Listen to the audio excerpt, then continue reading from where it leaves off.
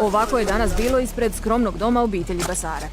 15-godišnji Milan i tata Matija od jutra dočekuju goste. Dobre ljude koji žele pomoći.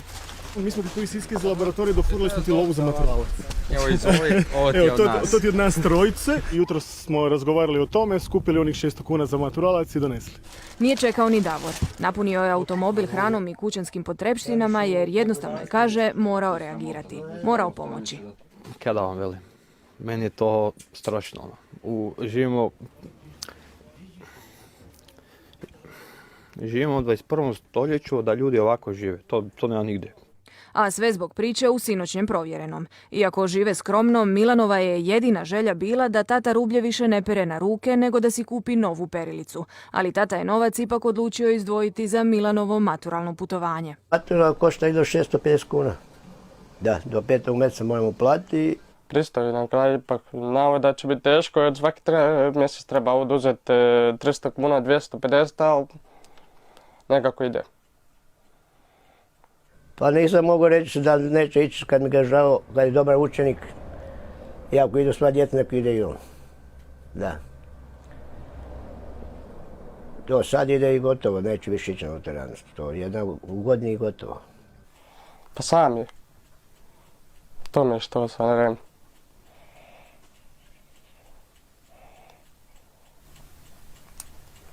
Više nije. Njihova je sudbina pokrenula lavinu reakcija, pa su mnoge sinoćne želje već ispunjene. Mašinu, mobitel, rekli su sad da će doći frizer, ovi su se jedni organizirali za drva i za građu, za ovu kuću tu, sve svašta. Tati Matiji već je stiglo nekoliko ponuda za posao. Javili su se i oni koji im žele pokloniti kuću za stanovanje ili sagraditi novu, ali i oni koji Milanu žele donirati nove slušne aparatiće. Dječaku su ponuđena i ljetovanja diljem Hrvatske i nekoliko stipendija za cijelo vrijeme trajanja srednje škole.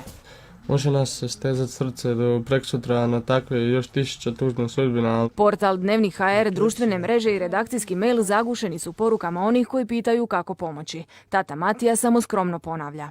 Hvala svakome ko god želi pomoći. Kaže, njima je dovoljna samo jedna perilica i jedan mobitel, a to su već dobili. Ovoliko pomoći, toliko ljudi, to stvarno najluđa svema, nisam očekivao. Ima i drugih isto kojim je potrebno. Meni ne treba jednome sve, a nekome ništa. A sve zbog dječaka koji nije imao puno želja. Kod obitelji Basarac je Ivana Ivanda. Ivana, pristiže li pomoć još uvijek?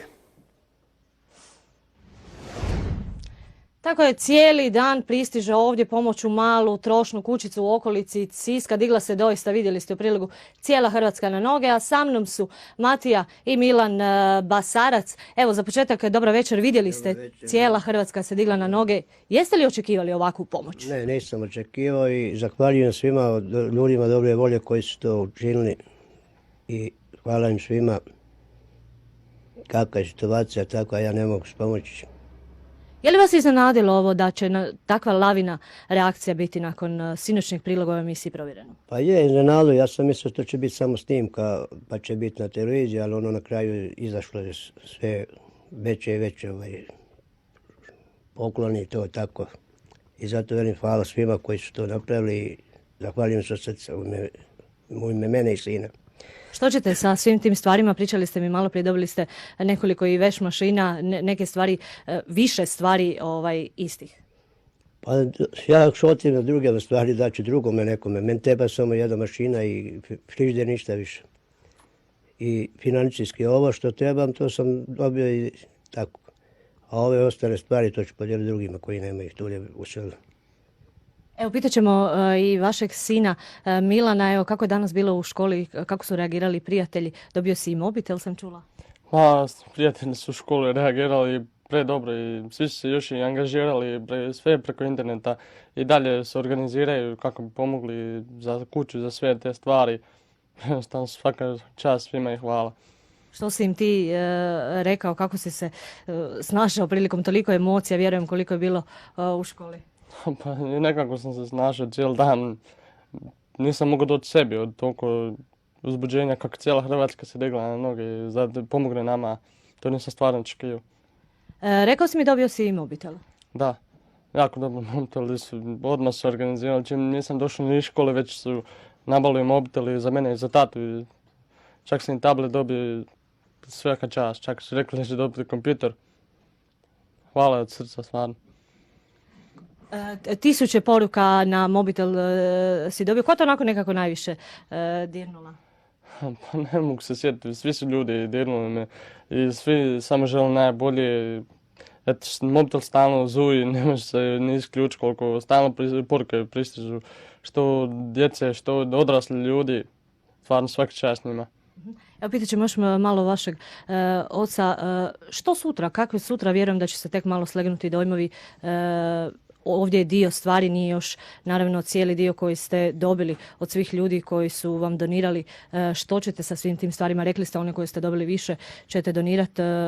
Što sutra? Kako ćete nastaviti svoj život sutra? Dobili ste i kuću, namještaj?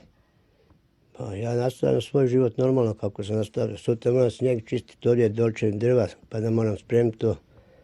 I ništa šta više. Isti mi je život svaki dan. Evo još samo za kraj, koja bi bila vaša poruka na cijelu ovu priču? Pa ova je poruka svima.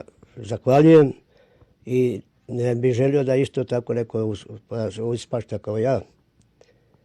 I hvala svakome. Hvala vama. Evo, čuli ste doista, cijela Hrvatska se ujedinila, doista jedna tužna priča, ali koja je završila sa lijepim krajem.